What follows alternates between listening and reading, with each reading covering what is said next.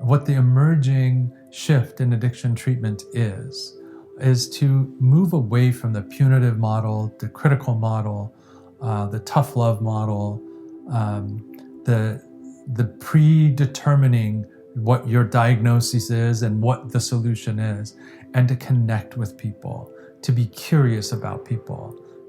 It's not why the addiction, it's why the pain that leads to the addiction. Now serving love with Koorosh Rassekh. Welcome home, Columbia. Beautiful, beautiful.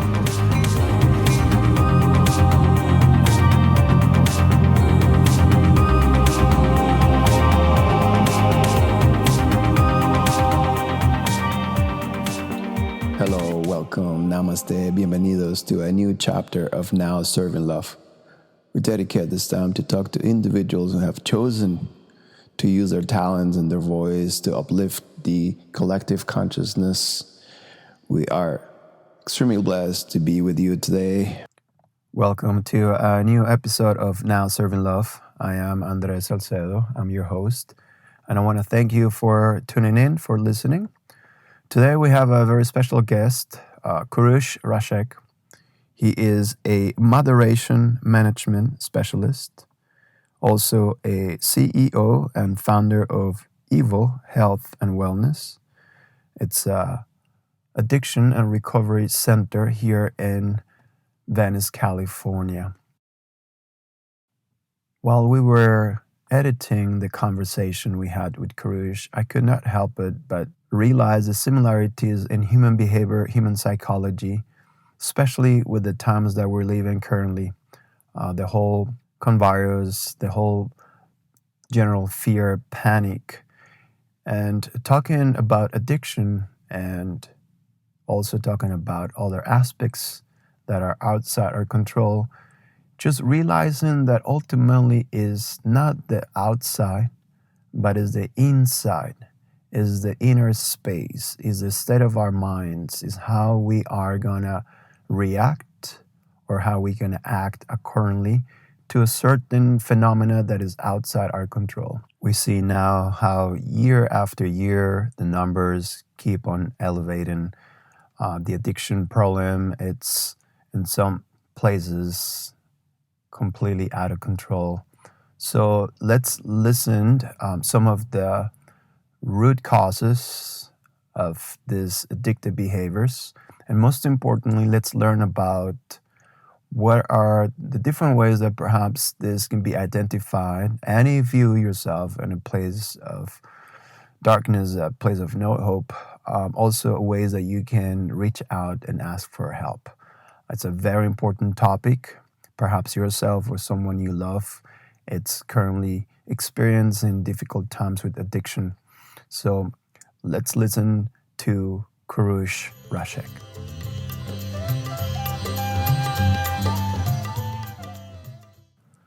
Welcome to Now Serving Love. How are you today? I'm doing well, thanks. How are you, Andreas? I'm super excited about this conversation. It's a topic that I'm really fond of it, and I myself struggle with certain aspects of addiction. So I'm super eager to just talk to you about not only that, but about life, about your purpose, your mission. Let's start very straightforward. Evo, which is where we are today. There's a slogan, there's a mantra that says, why sobriety shouldn't be the only option. Mm-hmm. Can we talk about that?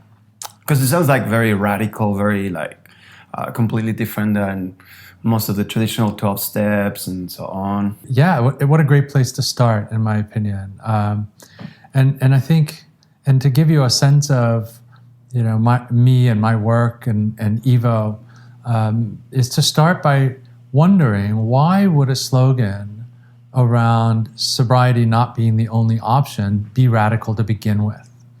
And so it's really, and my work and where it is today and where I hope it evolves to as I continue to do this work, is really rooted in curiosity and questioning, wondering. if we look at the data, if we just simply look at what's happening and what's been happening in the world of addiction treatment, there are some things that are beyond dispute. First is that success rates are abysmal. They're the worst outcome rates in all health and wellness and medical fields. And this is talking about sobriety. This is talking about addiction treatment, which has been rooted in sobriety. Okay. Right? So addiction treatment currently identifies a certain criteria that says if you meet those, then you are either abusing substances or behaviors, or you're fallen into addiction. And the solution to that is sobriety, a life of abstinence. And it is a diagnosis, it is an outcome that's projected onto everybody. Well, if it was working, if we had reasonable outcomes, then why would you argue with that? But we don't have reasonable outcomes. And there is this massive body of people who have overcome addiction and who have established healthy relationships with the very substances or behaviors that they were struggling with, but they're invisibilized because they don't fit the story that we live with. And so for us, it's about recognizing that treatment as usual doesn't work. People need other options. And then even beyond that, I think maybe the most important factor, there's no question anywhere in the scientific literature or the psychological understanding, even in the medical understanding, that there are factors that lead to addiction. Addiction is always a secondary condition. It is never a primary. And so why do we even have outcomes associated with the secondary condition? Once we resolve the complex, sometimes more simple factors that lead somebody to falling prey to addiction, in many cases, that person can return to that substance or that behavior, if they so choose, without really being at risk of falling into addiction again. And so that's really the reason that we don't subscribe to the one-size-fits-all model. I see. So with that, when we talk about addiction, we talk about individuals. They have different nature, they have different rhythms, they have different ways to approach, and it comes from a different source, their addiction. Do you have, in this alternative that you're offering, besides sobriety, do you have certain programs that are already like preset for you, and you say, okay, this program might be good for this person, or it's more sort of intuitive work? How that is chosen for the individuals? Yeah, that's a really great question. The approach to working with individuals is to really respect where they are and where they want to go. And really ultimately the goal is to move away from the presenting addiction-related issues. So for example, somebody comes in and says, I drink too much. My first curiosity is why. If somebody comes in and says, I use drugs that are not good for my life, I get myself in trouble, or I shop too much and I'm spending money I don't have, or I'm doing things that are illegal, or I play video games too much and I'm failing out of school, or whatever it might be. And that's a really important point, because addiction, it's not only to drugs, alcohol, Absolutely. Video games, shopping, That's right. Drama, illnesses, right? That's right. And there are areas in which addictions have presented in which just cutting that behavior off is not possible. Some people turn to food. And so you can't suggest to somebody that, well, they're going to teach you how not to eat.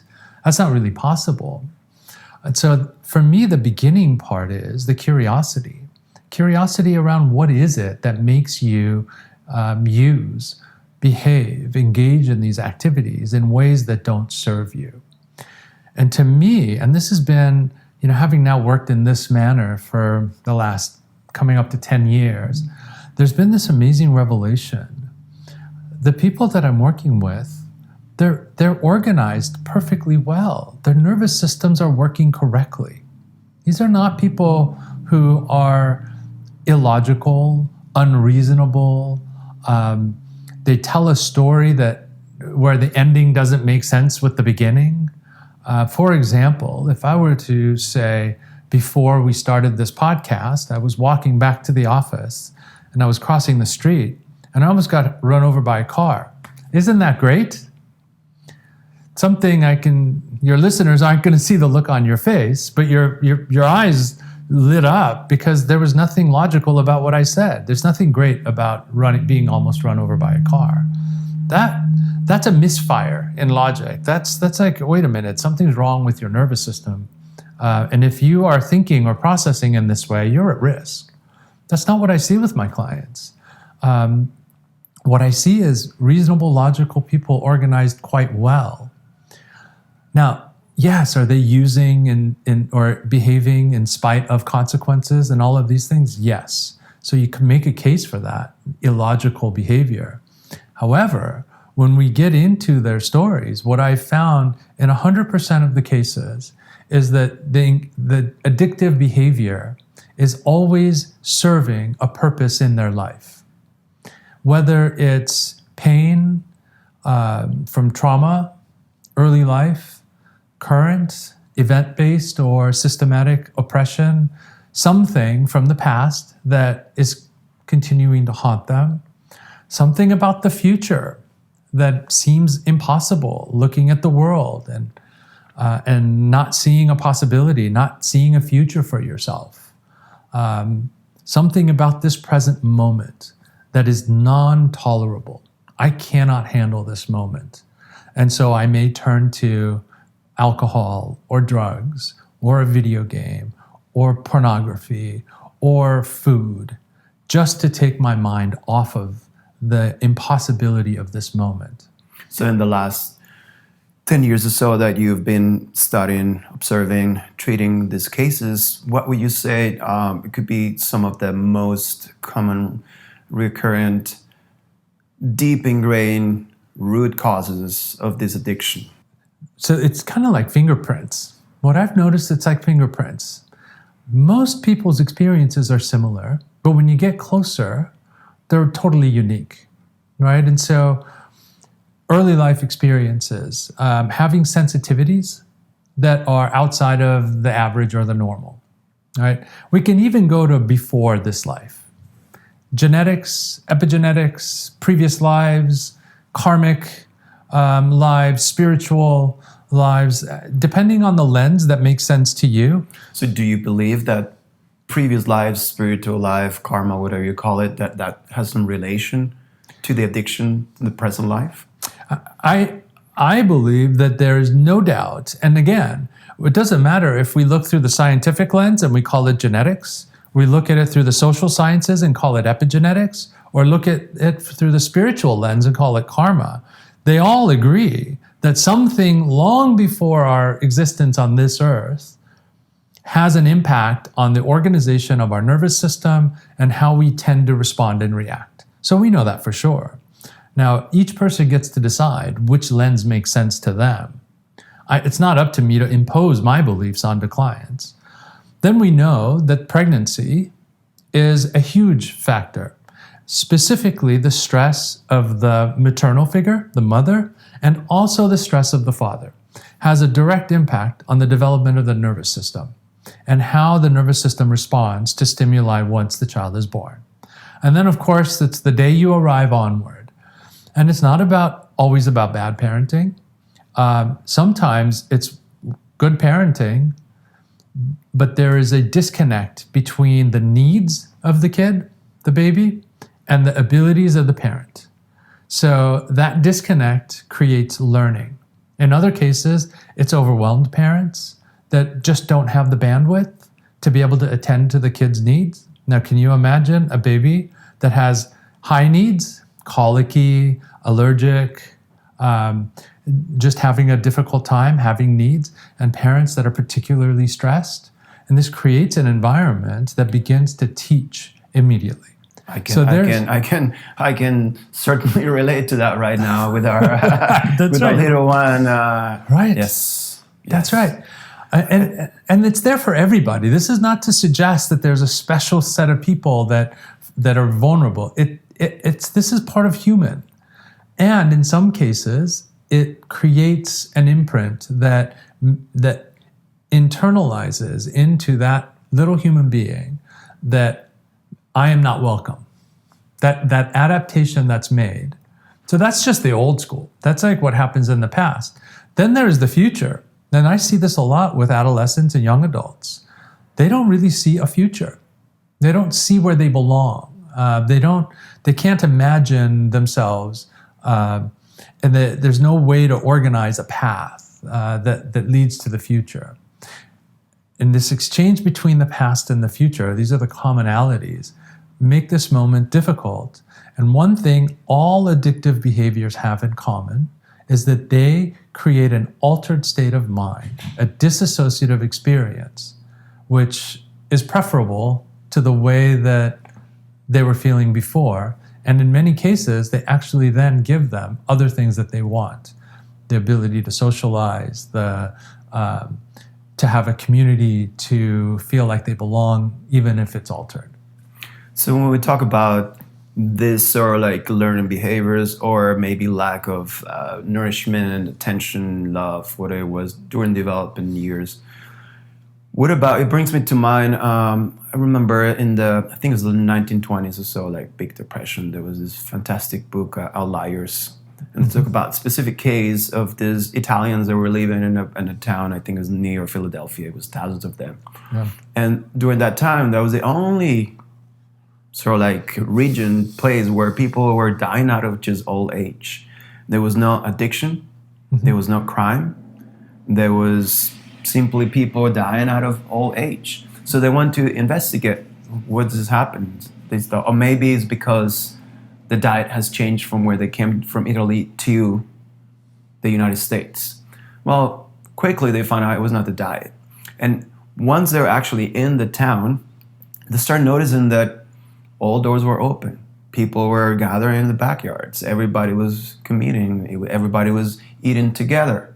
And that sort of like social experience made the investigators or whoever was like looking at this specific case to understand that the root cause of all their happiness, all the lack of crime and addiction and so on, was based in this sort of like social connection, this community.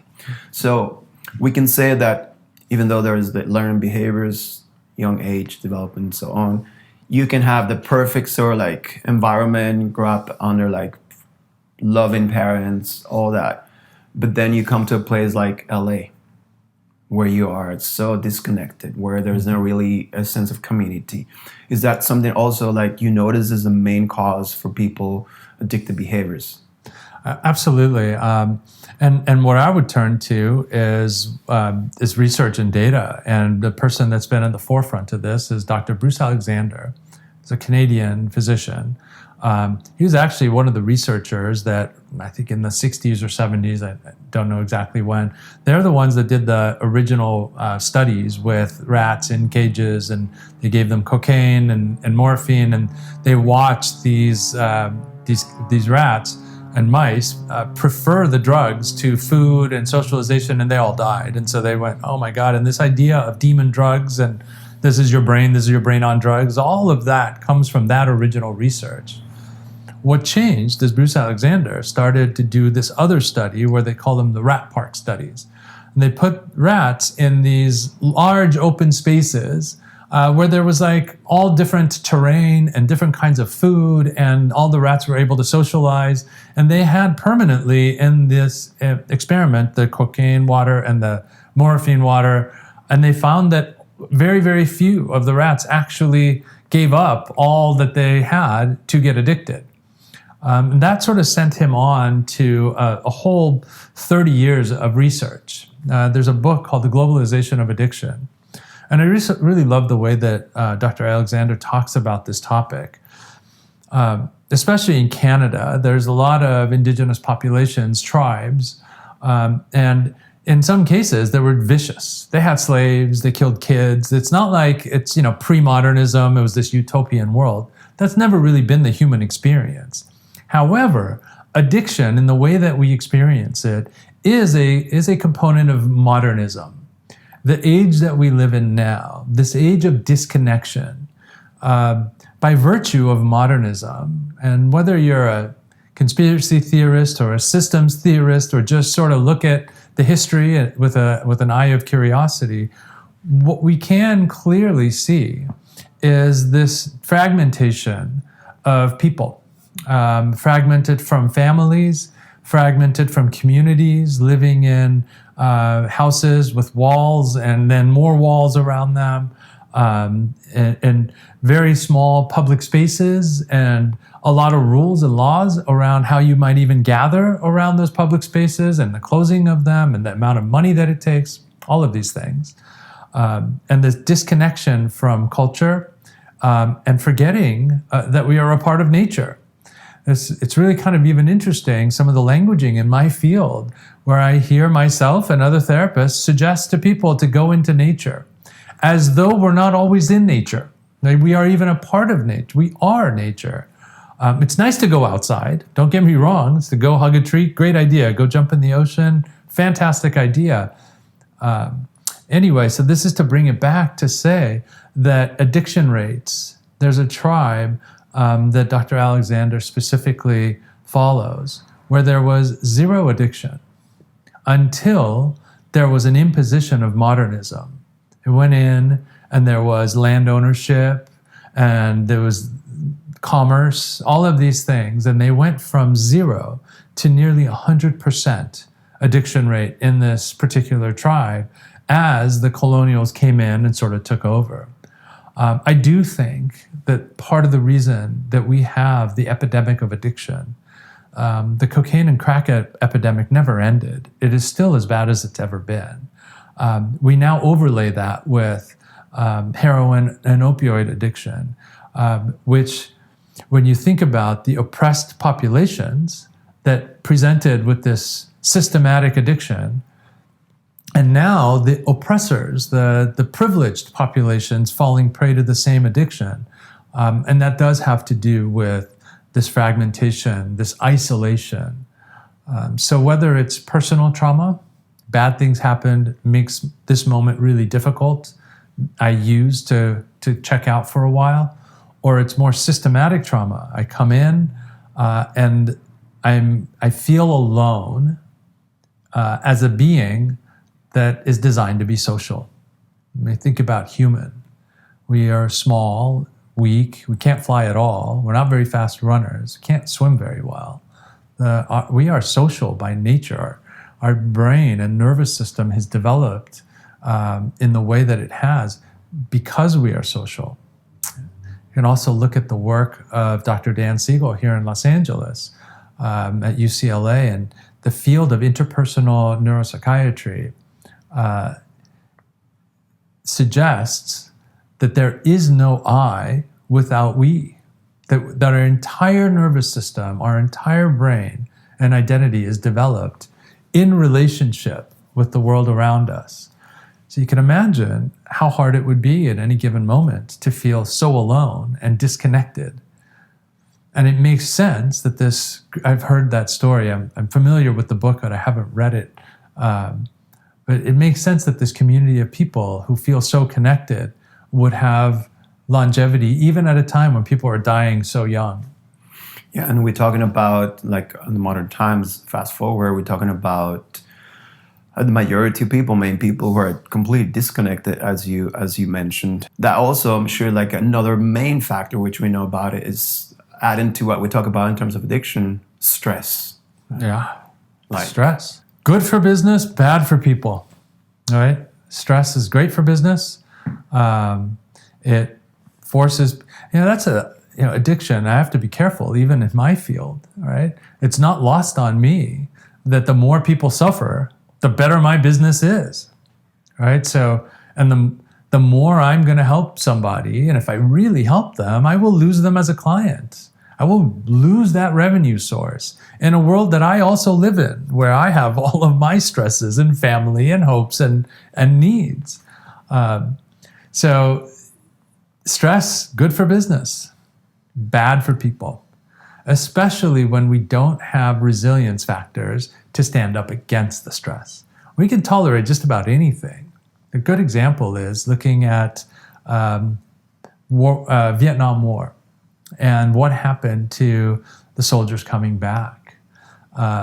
Some of the soldiers that came back that reported later that they felt instantly connected. They felt a sense of belonging, and they were able to slide into roles where they had purpose, they had a sense of worth. Some of them didn't even experience withdrawal symptoms from all of the drugs that they were taking while in that horrendous experience of war. Others who didn't feel that, they fell prey to addiction. You really see the difference between what can happen when the environment is different, that somebody who, withdrawal is supposed to be purely biological, but nonetheless, your connections can stand even against something so powerfully biological. So going back to the addiction part, when we identify or when we're in a place where we're in a dark place, there's no hope. Mm-hmm.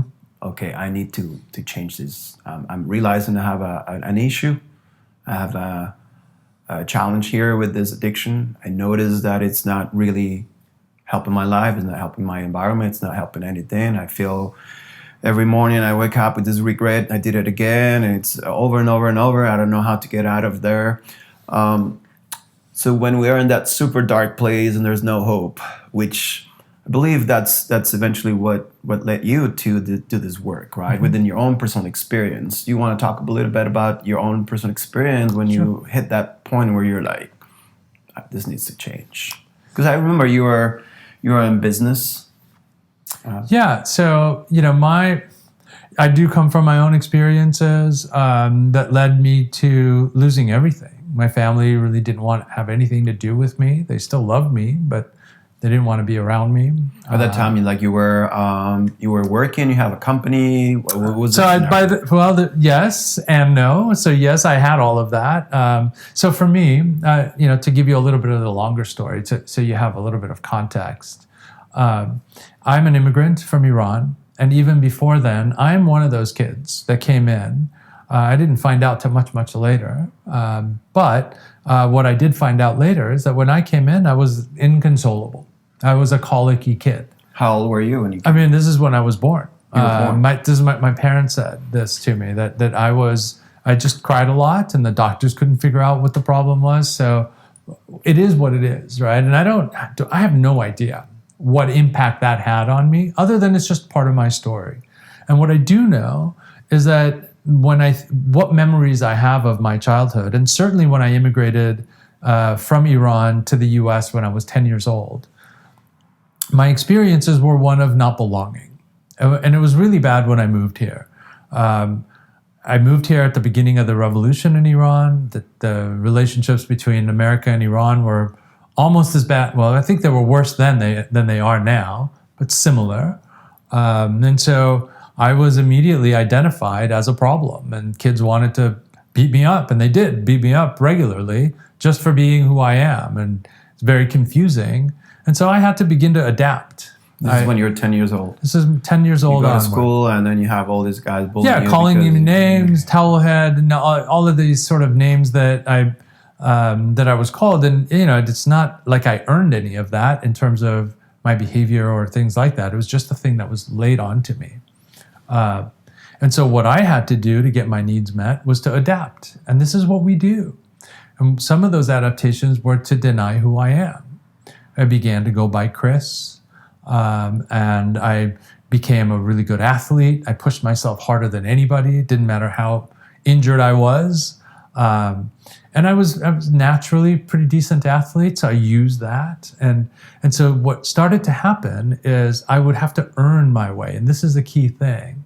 I would have to earn my way into acceptance and belonging, as opposed to what I believe is a right that we all have just by virtue of being.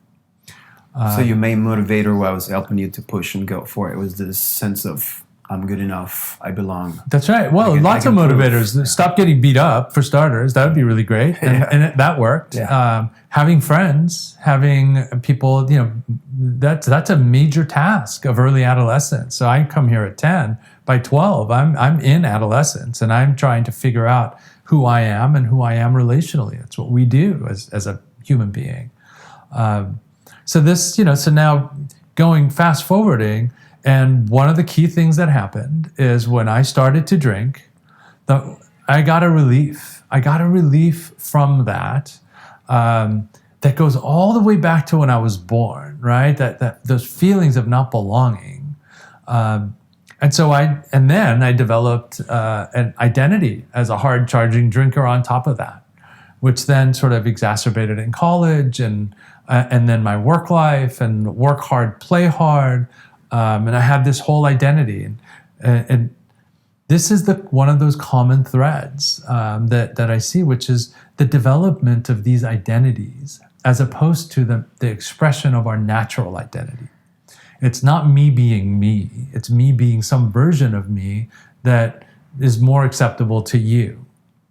Then I had my business, and I had some success, but it was always with that was the excessive alcohol and drugs. What was your business?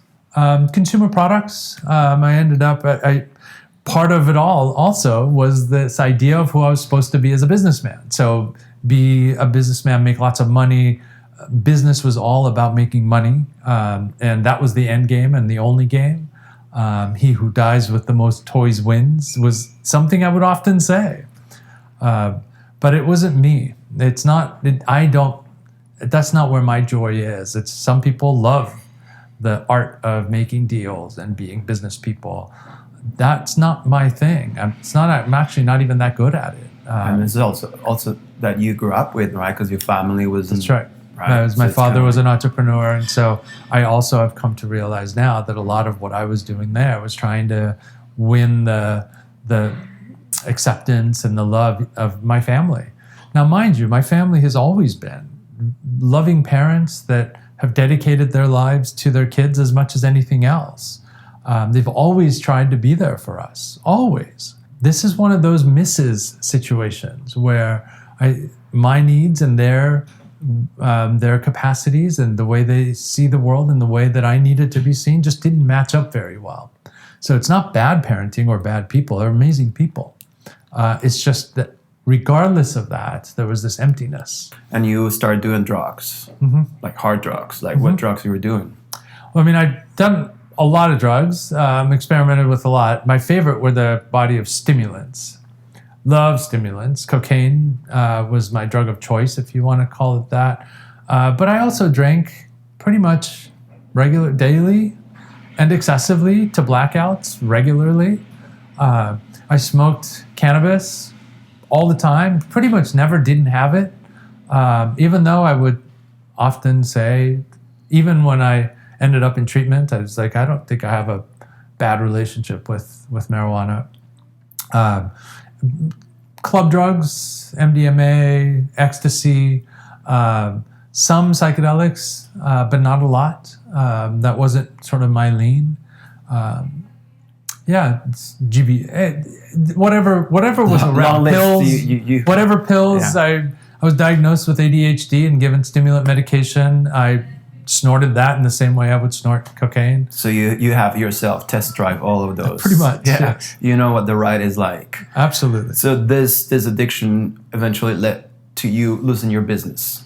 Yeah, I lost my business. How was like? Tell us about like how was it like a day for you, and in the times where you're about to lose your business. You wake up. How is that a day in the life of? It's just mayhem, right? So it wasn't just when I was losing my business. Every day was mayhem. In my mind, it was mayhem. It was, whether it was actual or perceived threats, it was this constant planning to how to dodge bullets, it feels like. And then... So the first thought, you wake up in the morning, and the first thing start going in your head is, how I'm going to dodge this bullet. Yeah, I mean, I don't think it's a conscious thought. First of all, it's a headache, right? Because I was probably Hangover. it's a hangover of some sort. So I'm in a haze. And then I'm going to chug as much coffee as I can get in me and eat heavy, greasy food. And that's now a new altered state. And then there's this pursuit of whatever. It was just mayhem. It's constant mayhem. And then, when you're not accepted for who you are, now I'm sort of moving into a clinical role. When you're not accepted for who you are, you're also having to contingency plan for what everybody knows about you. You have to manage all of your relationships in some way because none of it's just you, right? I remember for probably 15 years, if you knew me then, and you would ask me, hey, how are you? I would have said, I'm always good. That was my tagline. It was one of the things I was known for, right? That's how far it goes. And you hear this from other folks, that they're either always bad or they're always good, these roles that we fall into. So whether it was pretending like I was graduating from college and I'd already been kicked out, or it was a business that was losing money and I'm trying to put on an image of success, it's losing a business and I'm trying to weave some story of why it's logical that I lost my business and how the industry shifted. But it was always about having to put on a performance. And the real tragedy that comes with this, for me and others as well, is that there are amazing, lovely people that really did care about me. And there were, and I've had the privilege of having conversations with them since. And there's a lot of kind of eye rolling, like, why are you giving us all this bullshit? We do love you. But there was enough there that I'd already adapted. I couldn't trust anybody, right? So this alone feeling in the world, this lack of trust in the world was ever present. And that's, when you live that way, it's gonna go bad. It's just hard to sustain.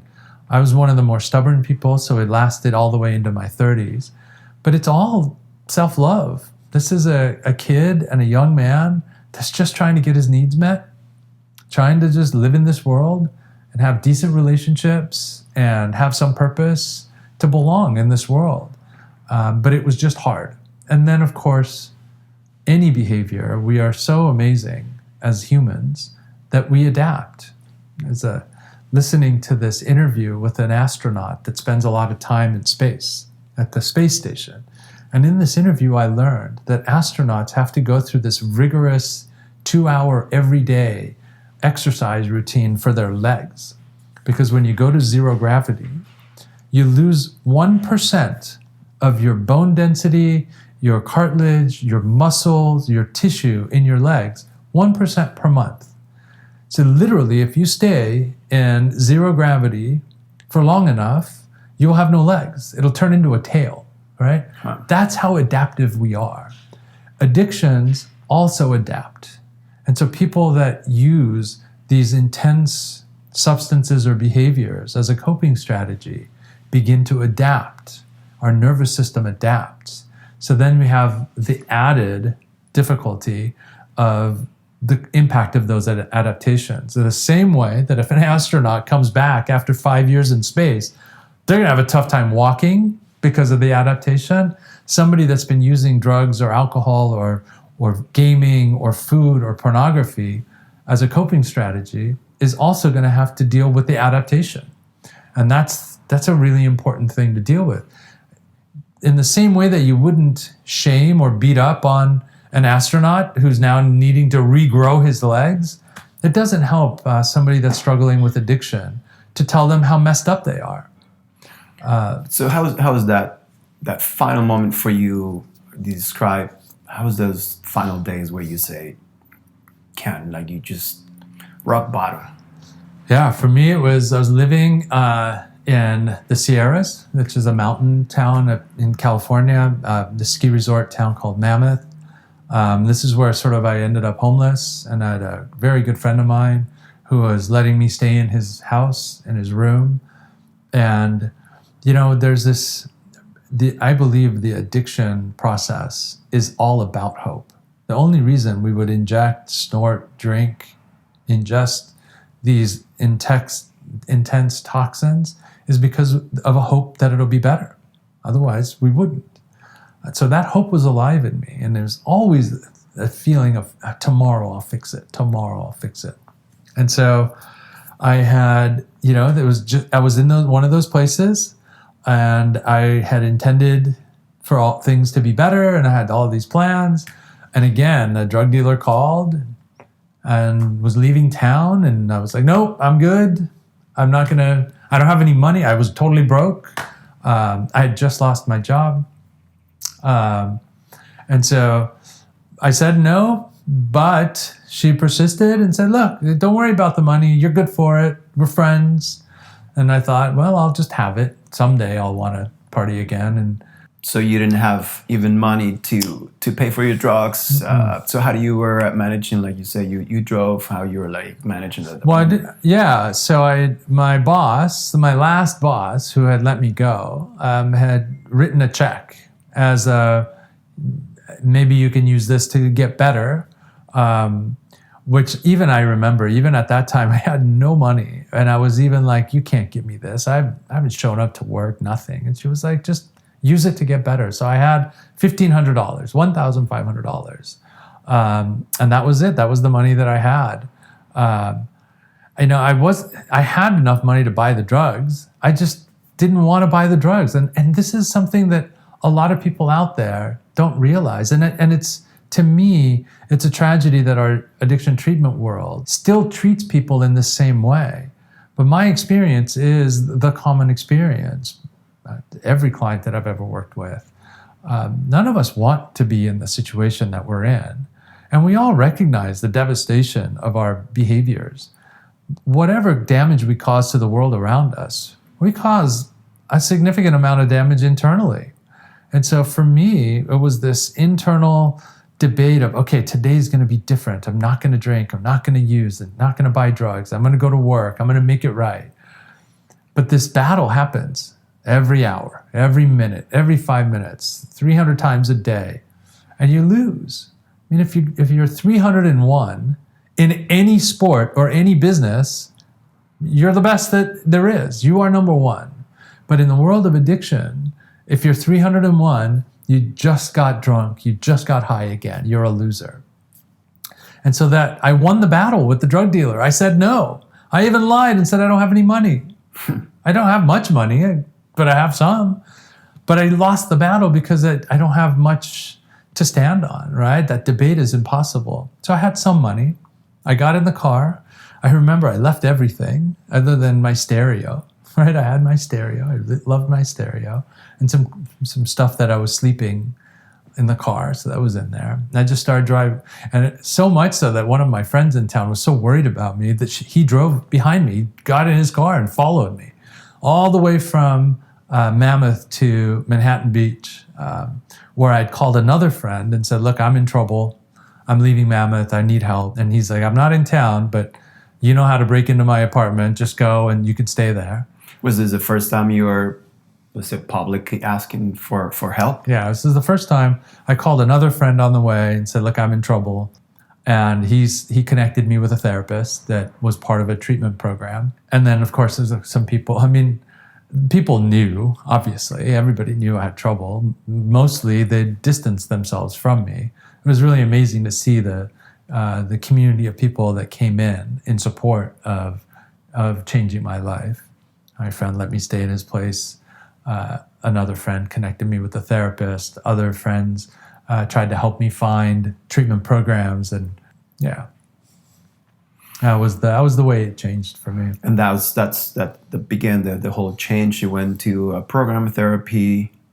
Yeah, I think the real beginning of the change actually happened the next day. I was staying at my friend's house, and one of his previous relationships was with a woman who sold drugs.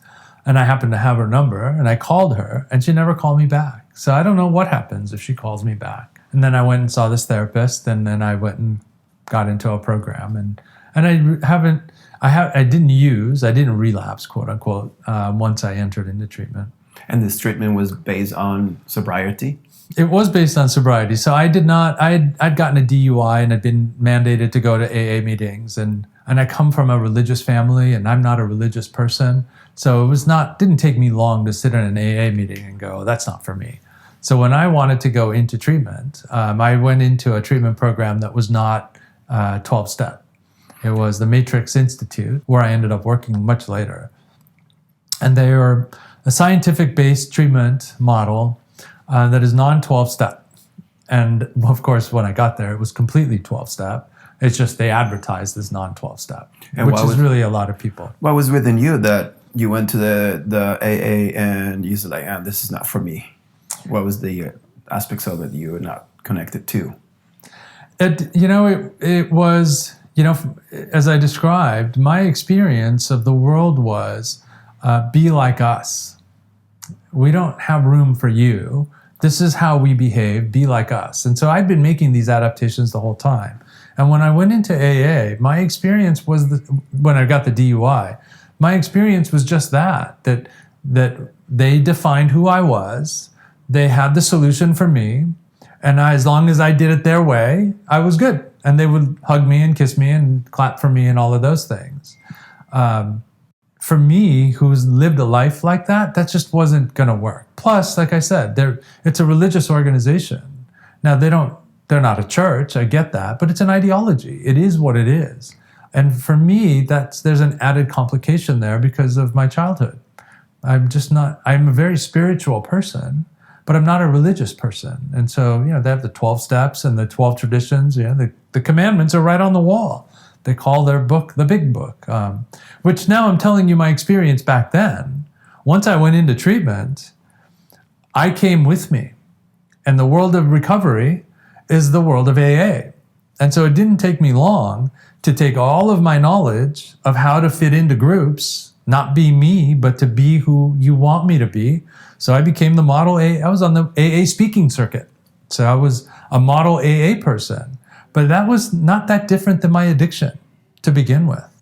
What about, and this is an image that we, at this point when we're talking about the specifics of recognizing on your own terms, I have a problem, I have an addiction.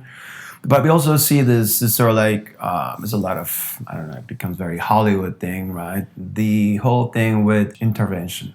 Mm-hmm. Intervention, tough love. Yeah. What's your approach in that? Does it work? I mean, it's not. My opinion isn't important. The data is absolute. Interventions, tough love does not work. It may seem like it's working, and sometimes you see it on TV. There's such a power differential, right? All of your world comes together, and there's this person that's paid to come, or somebody in the family manages it, and they all show their love, and then they tell you that they're going to cut you off and all of those things. And sometimes people will fight, which, well, that doesn't work, other than it adds more pain to somebody that's already in pain. Or people will succumb. They'll make all kinds of promises. But that's rarely works. There's a reason why outcome rates over time in addiction treatment are in the single digits, less than 10%. There's a reason for that. So unless the person is really willing to go through the process, identifying I need help, it's really hard for any intervention, tough love to work. Yeah, intervention and tough love doesn't work. It's actually not that hard to help people. What people need, what people crave is connection, understanding. If people want to help their loved ones, what we do at EVO, what the emerging shift in addiction treatment is to move away from the punitive model, the critical model, the tough love model, the predetermining what your diagnosis is and what the solution is, and to connect with people, to be curious about people. It's not why the addiction, it's why the pain that leads to the addiction. And so to begin to sit with and to try to be with somebody without asking them to stop, to try to connect with somebody, to try to be in community with them. Now, addiction, if you were going to do that with me, at the tail end, I may also hurt you. I may hurt you through lies. I may hurt you through stealing. I may hurt you in lots of ways. So it's important to protect yourself. This is not to say to put yourself in harm's way, but to also be curious about what's happening with that person. What's it like? What's it like for them to use in the way that they do? What do they imagine their life looking like if it wasn't such mayhem? This is where we can accelerate the road to recovery so that people don't have to end up sick and homeless and things like that. So through connection, through empathy. That's right. Through just having a moment to really listen to what's the experience of the person who is going through this journey. And that brings me to the main and most important sort of aspect of this whole podcast. What is love? What is love for you? That's a great question, and I don't know if I have the answer to that. I think from the perspective of addiction treatment, I think Evo and the work that I get to do is working through love, working with love. It's to see folks, to see myself, and to see people as just beautiful, human, trying to live their lives, trying to attend to their needs. And sometimes we do some really dumb things, hurtful things. We hurt ourselves, we hurt other people. That's a part of being human. And if we're doing that a lot, that means we're in a lot of pain. We're in a lot of pain. If you see a dog and it looks really cute and you go pet it, and if the dog has had a good life, it'll play with you and it's a really great interaction. But if you see a little dog and you go to pet it and it bites you, well, you don't then shame the dog, but you need to protect yourself, right? So love, I think, is just recognizing that we are all in this together, that we are all just having this experience of human, and to have space for people to have their differences and to be curious about them and about ourselves. Can we be addicted to love? So that goes to a different question to me. That goes to the question of what is addiction. I think we can be addicted to anything. I think of addiction as an adaptive, appropriate, logical solution to a complex set of problems that create isolation, that makes it hard to be. So whenever that happens, we will find a way to take care of ourselves. And love, or at least some version of what seems like love, is just as powerful a distraction, medicine, as cannabis or alcohol or heroin or video games or work or anything else, when it's not a part of who we are, but it's a part of taking care of ourselves. So in that sense, yes. But there is no such thing as addiction when it's in relationship with who we are as a whole person, whether it's crack cocaine or heroin. If it's a part of your life, then it's a part of your life. If it's love, great. Yeah, and it's really hard to, it's intangible in a way. If we speak more of the spiritual terms, love is who we are anyway. Yeah. So it's our natural state of beingness before the programming. Yeah, I think so. And I don't think of love as, sometimes I think in the way that, at least this is an opinion, so we're moving out of things that I can connect with evidence and go into things where there's opinion. I wonder how it has become that we prefer all of these things that we might put on the light side. All of the drippy, the wonderful things, our kindness, our compassion, our connection, and we deny the shadow side. I think love is all of it. I think love is my relationship with you that feels really great when we're surfing or when we're connected, but is also when we hurt each other, when we hurt each other's feelings and disappoint and not show up for each other and all of that. That's all part of love, because I think it's all part of human. It's just how we relate through that.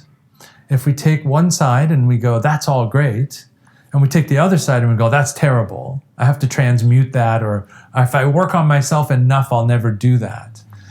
I think that just moves us out of being human. And I think that's a very important point to keep in mind, that realistically we are in a universe that is based on polarities, negative, positive. That's right. And we have been programmed, at least since the 60s or so, that love is all peace, love is all light. But sometimes love plays this really sort of like thriving, ecstatic, right, notes.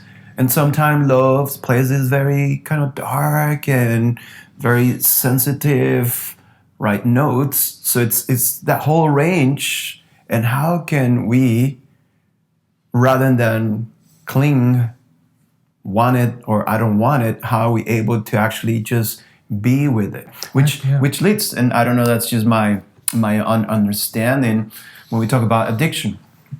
So yes, there's addiction to the outside emotion, a feeling that can be provided by marijuana, cocaine, it can be provided by shopping, it can be provided by creating drama in your life. And so, but there's a root cause, and in the technology of yoga, they call it samkara, which is a deep ingrained memory, which is the cause of your behavior.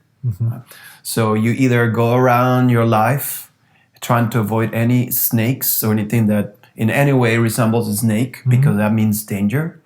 And on the other hand, you go around your life looking for butterflies, because butterflies feel good in your skin, right? So that's sort of like the premises of what addiction is. Not so much you addicted to something outside of you, but there's a root cause, right? There's a behavior that is leading to create that sort of addiction.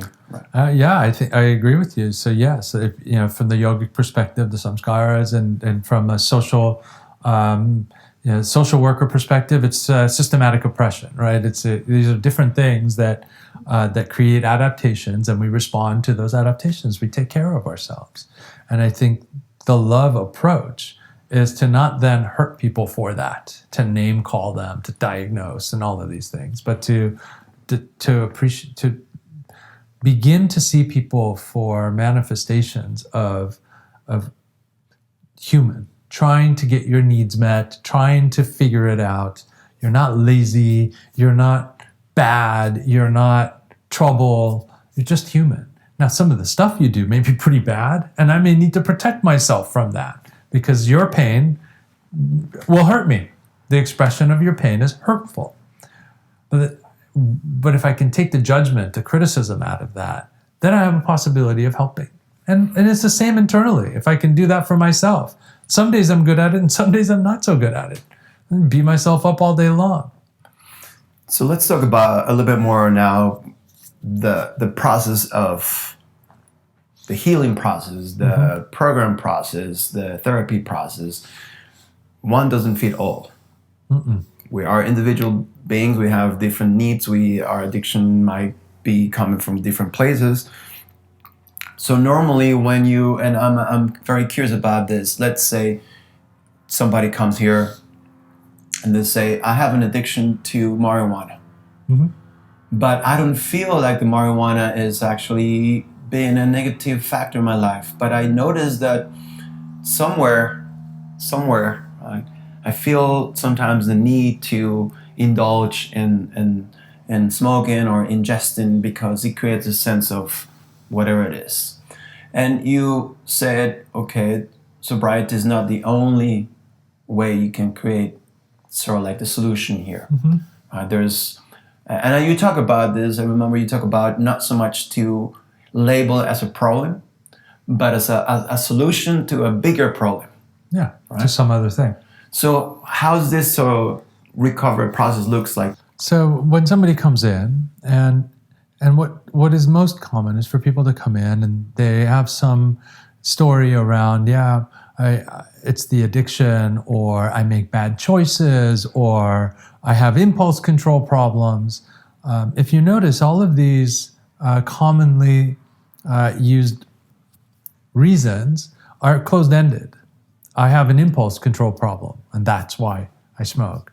I make bad choices. These are ends. There's no curiosity there. So the first phase of treatment for me is to help clients shift away from these criticisms, these judgments, to a more open, curious internal state around, well, I wonder why I smoke too much. What I do as the clinician is I'm paying attention to and making an assessment of the function of the nervous system.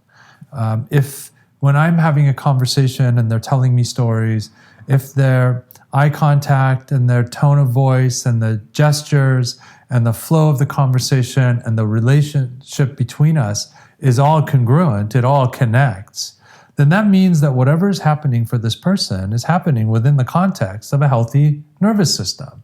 So then I wonder what it is. It could be as simple as habit, right? Well, I just started smoking every Friday night and I did it, and now I smoke Friday and Saturday nights, and so we put in some systems to try to help get away from that, and if that works, so be it. It doesn't always have to be this complicated riddle. Usually there's more to it. What are some of the systems that you referred to? Well, you mentioned one of them earlier, stress. I remember one client, I'll never forget this. This is a client I did literally 2 sessions with, and one of them was a consultation. That's all it took for him. But he came in, and for him it was cocaine. And he reported, and he had a successful career. He was now in his late 30s, but every couple of weeks he would use cocaine, and then he would use it excessively for 2 or 3 days, no sleep. He would end up spending a bunch of money. It would have an impact on his relationship. And then afterwards, he would have this sort of depression for a week. It was terrible. And people in his life were like, dude, you're not a kid anymore. This is, what are you doing?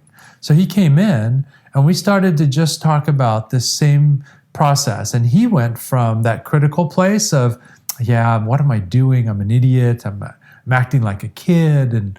But in that very first conversation, he started to internalize the idea of, I wonder why I do that. And by the end of the consultation, he had identified that he has a very high stress job. And it was interesting to see as he was explaining his stress, he started to cross his arms and legs. And I sort of just reflected, I'm like, do you realize that your entire being is changing? He goes, yeah, it actually kind of feels like I turn into a pretzel. And then the cocaine is like the release. It's like it's this way of just checking out for 2-3 days, and all of that leaves. And it was like, well, there you go. It was one consultation session. He called me a couple months later, and he was like, I've stopped using cocaine in that same way. Now I just noticed this pretzeling happening, and he started taking time. And that was the last conversation we had. Now, I don't know what's happening with him, but I do know that with clients that I've worked with over time, when we begin to look inward and we move away from the criticism of using or behaving in certain ways and move into the curiosity of behaving certain ways, people begin to identify reasons why they do what they do. Like I said, some of those are in the past, common threads, childhood trauma, bullying in school, being from marginalized or oppressed populations, coming from families with a lot of wealth. That is a serious fertile ground for some kids to develop problems. They grow up, by the time they're in high school, they expect to go from school to executive. They have no idea how to do anything in between. And they look at the world and they go, I can't get a job that would pay for my daily coffee habit, much less my life. And so these are the fertile past domain. Then there's the future. I mean, my gosh, the technology that we have is amazing. The information that we have access to is amazing. And the amount of information about the doom of our world is also intense. And these are kids growing up in this. Whether it's climate change or it's nuclear war or it's political strife or now the coronavirus, people are constantly bombarded with this information of it's all going to hell. because that makes money. So what if you can't see a future? So through this lens of curiosity, people really connect to, man, yeah, no wonder I use the way I do. It's hard for me. Now we're in a place of love. We're in a place of compassion. And from that place of compassion, now we can begin to go, okay, so what are some other ways? First of all, what are some ways we can change? What are some ways that we can change our surroundings so it's not so stressful? Then how can we deal with that stress? Are there ways of processing and finishing the trauma loop so that we're not re-experiencing that over and over again? The answer to that is yes. There's nothing that we can't really overcome. There's no reason everybody can't live a reasonable life. But there's some work to do for some of us to get there. And what about when the source of addiction, it's more of some sort of spiritual belief, we can say. I know in my case, I have a long relationship now, like 15 years or so. I have a relationship specifically with marijuana, which has been based on more the spiritual, sort of like not imposed beliefs, but more meditational kind of like experiences. And this is something I talked to. There's this well-known woman that she channels this ascended master, and I specifically made the question because I myself I've been in Jamaica. I experienced Jamaica. I've been in India. I experienced India, and in both places, similarly, they have the use of cannabis as a way to, they say, uplift their consciousness to be in touch with higher planes of existence, and that's the vehicle they use is the ganja. So my question to this ascended master was like, what is the truth behind it? And I remember the pretty wise answer was, we are like trees. We have roots, branches, we bear fruit. So for you as an individual, it's very important to identify whether the fertilizer you're using on your tree is helping that tree to blossom and to grow, or if it's killing that tree. Wow, beautiful. Yeah, it's that Powerful, right? To blossom and grow, or it's that killing and eventually, right? There's your answer. I think you That's have the it. I answer. think your master gave you the answer. There is no simple answer. But that's sort of like, I'm not saying I'm elevated, but you have to have certain knowledge of yourself, be in touch. But for the sort of mainstream, people are more in the sort of spiritual belief and have this sort of addictions. How you treat that? Well, so you can't. So if the answer to your question, whether it's cannabis and I use these terms on purpose, I want to be provocative, right? Because people have such criticisms or judgments around things. So I don't care if it's meditation or cannabis or crystal meth or heroin or yoga, right? It doesn't matter. Every one of those can be a part of your best. It can be fertilizer. And every one of those can be poison. How do you know? Well, I think it's for each person to determine. And as a clinician, it's important for me to have that openness to people deciding for themselves. You mentioned in your experience, cannabis being a part of your contemplative practice and your spirituality. Well, we can also, just to kind of put it into a different perspective, for some of the healers in the Amazon, plants, different kinds of plants they commune with as part of the shamanic tradition. So if you're in the Amazon and you're a shaman and you are healing folks using ayahuasca and other plants, and part of the way you do that, or if you're a Rastafarian and living in the jungles of Jamaica and you are turned to as a spiritual leader, is that addiction? No, of course not. And if you are in Santa Monica and you're about to be evicted, right? And you are smoking all day because you are haunted by the images of childhood sexual abuse, is that addiction? Well, yes. But is it the cannabis? No, it's the childhood sexual abuse that requires maintenance because life is impossible. So it's always about finding that curiosity, that openness to go, well, what is it? And to allow people to have different experiences. People don't want to be poisoning themselves. They don't want to be engaging in behaviors that inhibit their relationships and their best highest self. So if people are doing that, I think it's important to go to a place of wondering why it's happening. Usually, it's an expression of pain, some kind of pain, past, present, or future, usually all three, and the way they interact with each other. And when we have a brother and a sister and a they who are struggling, the key is to connect and to be curious, not to impose and to tell them how wrong they are. That's my work, and I believe, and I've had the experience in my work, that leads to much better outcomes for people. We move from having these single-digit outcomes to being able to help people persevere and go on. And from time to time, they'll wake up and go, I was kind of dumb last night. I got a little too drunk, or I got high, or what the hell did I do that for? But without all of the shame and all of the judgment, they can get over that and move on again. That's love, right? That's love. That's part of love. Self-love, right? Self-love. That's right. It reminds me of, there's the wonderful, the book, The Way of the Peaceful Warrior, which That's also right. turned into a film. And the premises of the film, this kid is a gymnastics, and he finds this guru teacher who works on a gas station. And the training begins, the master and the student. And at some point, the master tells the kid, okay, let's meet at this bar. And they go to the bar, and then he pulls out a big cigar and orders a drink. And the kid's like, are you kidding me? And I remember it like, so I guess this is the foundation of this whole work is like, it's not about the cigar, it's not about the drink. It's about the awareness, and also when it becomes just a habit where we're completely unconscious of the action, right? Absolutely. I absolutely.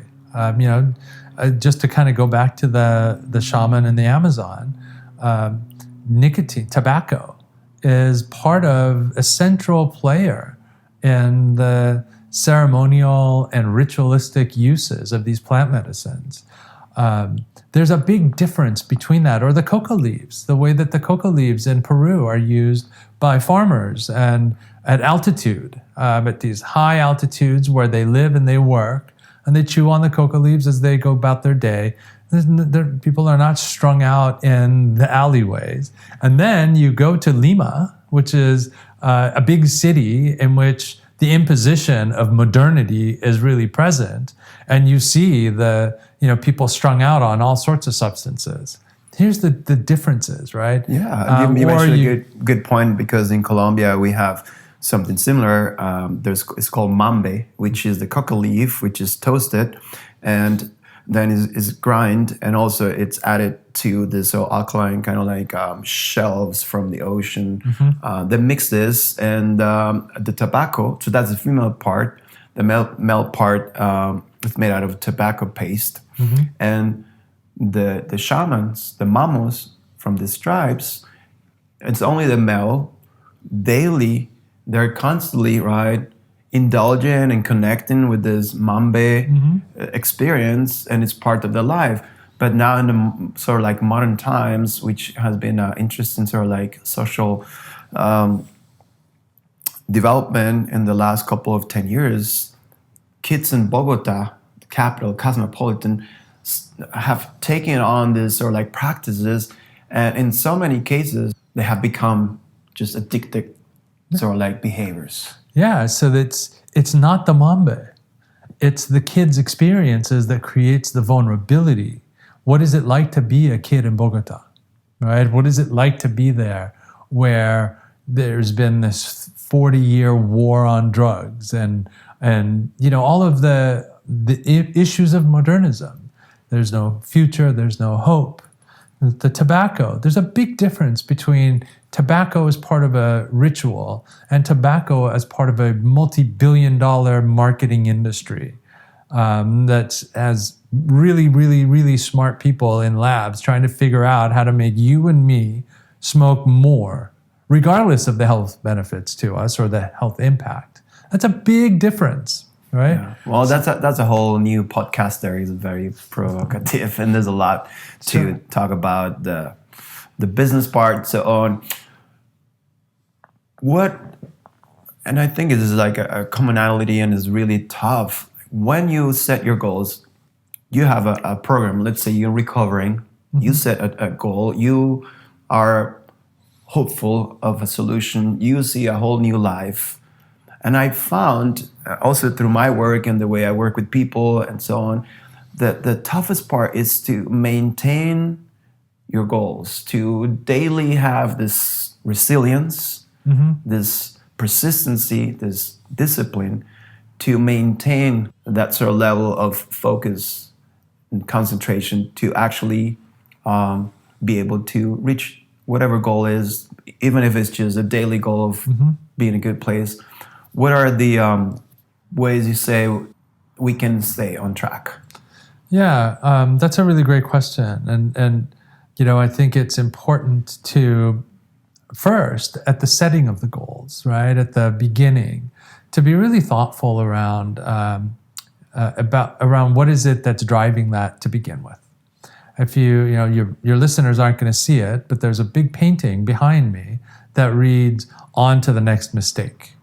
And the reason that that's there, first of all, that's the foundation of my work, and it's, a client did that for me. I was like, oh my God, this is amazing. But the reason I reference that is it's human to go about life sometimes in the way that we want to and sometimes not. So first practice is self-compassion, to have some method, some regular way of fostering and nurturing and internalized self-compassion, a way of noticing when you're being hard on yourself, also learning how to be kind and loving towards yourself. So what are some of those self-compassion practices that you share with the people you see? Well, there are mantras, there are meditations, there's a lot to it. There's writing, there are spiritual practices. It all depends what appeals to any one person. For me, personally, mantras are a good one. And so I repeating a mantra. Yeah, that's part of my regular process. Sanskrit or English? No, it's in English for me, and I'm beautiful. Yeah, exactly. I also have this added benefit of doing what I do. So I'm in constant contact with that because this is part of everyday conversations with people. So I'm by osmosis of sharing it with people, I have to remember for myself. And of course, I still find myself in inner critical voices. But one of the things to cultivate is that place of self-compassion, that place of understanding that I'm human, and I make mistakes, and I'm never going to be on my point all the time. That depending on the stress in my life and the events of my life, that I may find myself totally off base for a period of time. And hopefully that won't create too much damage in my life, and I'll come back. So self-compassion is first. It's also important in this world of busyness and doingness to have some way to tether ourselves to our natural state. Now, that's doable in lots of ways. For me, it's to be outside.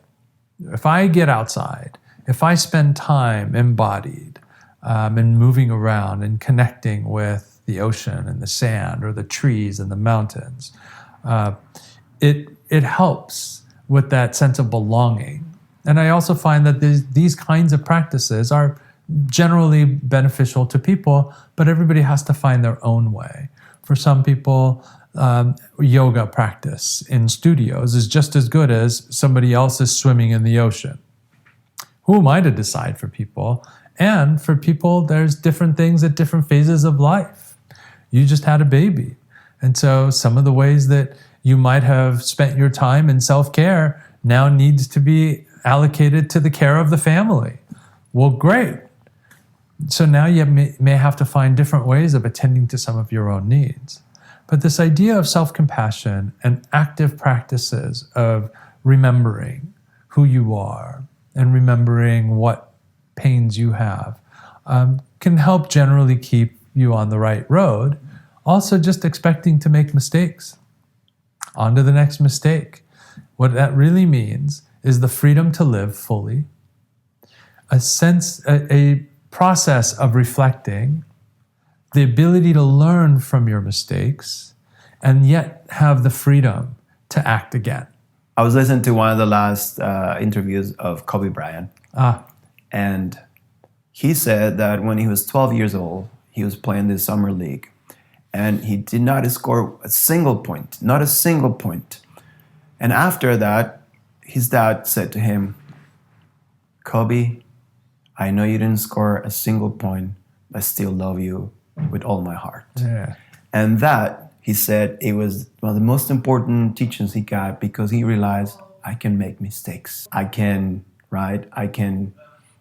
not play well and not score any point, but that doesn't mean my sort of like sense of belonging, it's not in any way That's right.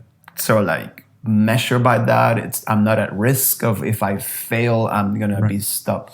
Nobody's gonna love me anymore. So I think that's a gold mantra to maintain on the next. And I really love that you used an example of Kobe Bryant, because Kobe Bryant then became one of the best players.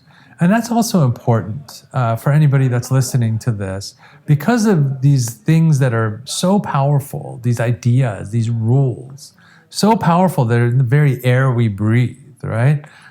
It's important to say what I'm talking about, this way of helping people.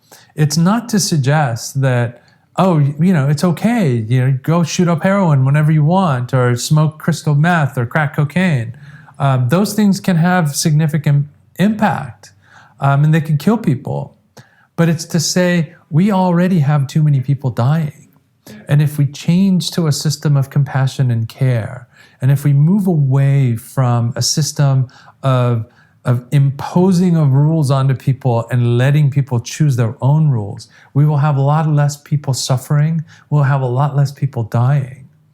People choose a life of abstinence for a lot of reasons. Yogis choose it so that they can deepen their practice. Some people choose it as part of a religion or a spiritual practice. Some people quit because they want to become world-class triathletes, and so they don't want to ingest certain substances. People are not just because somebody has had a problem with substances doesn't mean that they're constantly trying to get back to that. Nobody enjoys being addicted and all of the pain that comes with it. And so this is a process of helping people move through the pain, not a process of creating vulnerabilities for people. So for the people who are listening to us and they might be in a place of darkness, a place of not hope, where they don't see any sort of like light, what would you say is the first and most important thing to do? Well, the first thing I would say is that if you find yourself in that space, then that's just hard. And I'm not there. I'm not there with you. But in a way, I see you. You're not there because there's something wrong. There's things in your life that's probably hard. But it's just an expression of how hard it is. And there are people out there, not just me, but there's a lot of people out there who are curious about who you are and what the pain is, and want to help you without imposing their rules onto you. But they're curious about what your pain is, what the struggle is, and where you would like to go in your life. And that we'll try to guide you to where you want to be, as opposed to where they think you need to be. So if I'm that person to you and you want to reach out, I would love to hear from you at evohealthandwellness.com. Email, phone call, it all comes to me and I'd be glad to respond. We'll put that in the show notes. And the Evo, which is located here in the heart of Venice, California. That's right. You do group sessions, you do private sessions, you do families, right? So I've seen you work with teenagers and their parents. That's right. You do all that here. Yeah, it's a fully customizable program. What that basically means is that we tailor a program to fit people's lives, whether that's one session a week for one person, or it's multiple sessions a week for the individual and the family. There's groups. You could be local, you could be far away. I do sessions by phone, by video. So there's a lot of ways to connect. The first thing is just to let you know, this is not about me telling you how to live your life, but rather just being interested in you and your life. And maybe there's a way to improve it a little bit. What's your hope for the future? That's a really great question. My hope for the future, I'll just sort of stick to the topic of addiction and so forth. My hope for the future is that addiction treatment becomes unnecessary. Not that addiction will ever be eradicated. I don't think so. Human suffering will not. And when there is human suffering, addiction will follow. But it would be amazing for us socially to begin to think of our fellow brothers and sisters and theys as one of us who's in pain, and sometimes even carrying some of our pain, so that we don't walk by and kick them with our judgments and our criticisms and our separating them and sending them to special places, but rather to embrace them, to recognize them for the pain that they're suffering, and to, in a way, circle the wagons around them and to create community and care to ease the pain. That would be really awesome. So how can we become more empathetic? How can we become more in tune with other people's needs? How can we embrace more the one that we think is different than us? Curiosity. Curiosity, internal curiosity. If I'm curious about my own, if I walk by and I see somebody on the street and they're throwing up and I think, oh, you loser, there's something in me, right? That activated something in me. So a curiosity in me to go, well, what is that? Why is that so bothersome to me? And then also curiosity about them. Gosh, I wonder what's happening with that person. Why are they homeless? Why are they strung out? Why is this person stealing from? Why is my kid stealing from me? As opposed to, you bad kid. Just to find that curiosity internally and externally. And with that compassion, self-compassion. If we just really connect with the absurdity of being human. I mean, it's wacky. It's lovely sometimes. It's awful sometimes. But generally speaking, it's wacky. You know, we walk around, we got this furry stuff on top of our head, and over time it falls out. We got this furry stuff on our body, and over time we get more of it. We put food in on one side and other stuff comes out the other side. We want to try to love each other and we hurt each other. It's weird and wacky. And so I think if we get into that space of just the awe of being human and find some compassion and love in the spirit of your podcast, then we can begin to be more supportive to each other, because there'll be new things to worry about and new ways that we hurt each other.